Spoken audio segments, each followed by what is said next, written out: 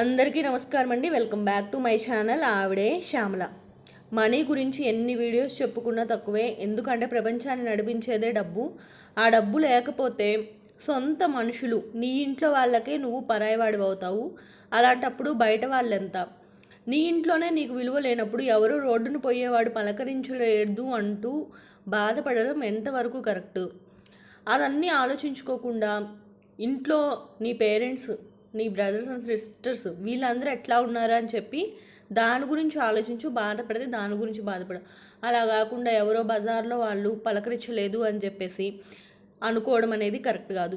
ఇంట్లో భర్తకు సరైన సంపాదన లేదు అంటే భార్య పిల్లలు కూడా అత్తింట్లో అవమానాలు పడాలి. సంపాదన ఉన్న కొడుకును ఒక రకంగా చూస్తారు తల్లిదండ్రులు, లేని వాడిని ఒక రకంగా చూస్తారు. జన్మనిచ్చిన తల్లిదండ్రులే అలా ఉన్నప్పుడు మనం దూరపు బంధువుల ఇంట్లో పెళ్ళికి పిలవలేదనో, స్కూల్లో చదువుకున్న స్నేహితుడు మర్యాదకైనా పిలవలేదనో బాధపడుతూ కూర్చోవడం అవసరం లేదు కదండి. రాను రాను లోకం పోకడనేది ఈ విధంగా మారిపోతుంది.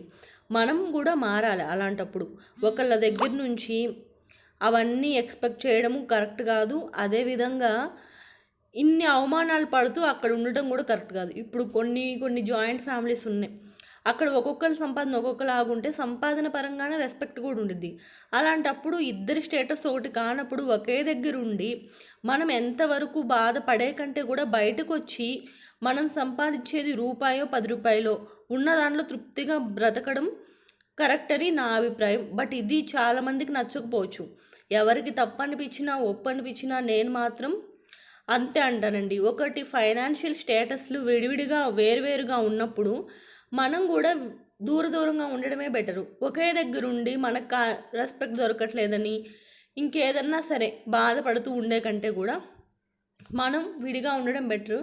నా వాళ్ళని అక్కడే ఉండి నీతో పాటు నీ వైఫ్ని పిల్లల్ని కష్టపడే దానికంటే కూడా హ్యాపీగా బయటకు వచ్చి చేత అయితే ఇన్కమ్ని జనరేట్ చేయడం, ఇన్కమ్ని పెంచుకోవడం గురించి ఆలోచించండి. లేదు మనం ఇంతకంటే సంపాదించలేము మనది ఇంతే అన్నప్పుడు ఆ ఉన్న దాంతో మీ వరకు మీరు హ్యాపీగా బతకడానికి ట్రై చేయండి. అట్లా కాకుండా ఎవరు రెస్పెక్ట్ ఇవ్వట్లేదు, లేకపోతే ఎవరు ఏ ఫంక్షన్స్కి పిలవట్లేదు, ఈ విధంగా ఆలోచిస్తూ ఉన్నారు అంటే కనుక అసలుకి మన జీవితంలో మనశ్శాంతి అనేది ఒకటి ఉంటుంది.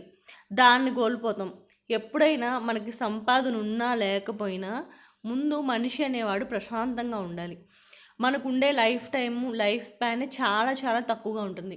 అట్లాంటి ఈ టైంలో మనం అనవసరమైన టెన్షన్స్, వాటి గురించి మానసికంగా కృంగిపోవడం, వీటి వల్ల లేనిపోని ఇంకా మనకి ఏదో ఒకటి హెల్త్ పరంగా కూడా ఇబ్బందులు రావచ్చు. అట్లాంటి ఇబ్బందులు ఇవన్నీ ఫేస్ చేసే కంటే చేతవ్వితే సంపాదించి చూపించు వాళ్ళందరి ముందు. ఎవరైతే నిన్ను అవమానించారో లేదు అంటే కనుక నీ పాటికి నువ్వు హ్యాపీగా ఉండు. ఎవ్వరు కూడా డబ్బు లేకపోతే పలకరించరండి ఈ రోజుల్లో. అది కామన్ అయిపోయింది. ఎవరికైనా సరే సొంత అన్నదమ్ముడే పిలవడు ఇంట్లో ఫంక్షన్ వస్తే. అలాంటప్పుడు బయటోడు పిలవలేదు అని చెప్పి బాధపడాల్సింది ఏముంది చెప్పండి. ప్రతి ఒక్కళ్ళు కూడా రూపాయిని చూసే విలువిస్తారు, మనిషిని చూసి అయితే కాదు. సో ఆ రూపాయిని ఏ విధంగా సంపాదించాలి, ఆ రూపాయి ఉన్నదాన్ని ఏ విధంగా నిలుపుకోవాలి, ఈ విధంగా ఆలోచించండి. దాని గురించి ఆలోచిస్తూ ఇంకా కొంచెం వృద్ధిలోకి రావడానికైతే ట్రై చేయండి. వీడియో కనుక నచ్చితే లైక్ చేయండి, షేర్ చేయండి. అదేవిధంగా కొత్తగా మన ఛానల్ ఎవరైనా చూస్తే కనుక పాత వీడియోస్ కూడా చూడండి. మనీ సేవింగ్స్ కూడా ఉంటాయి. Thank you for watching.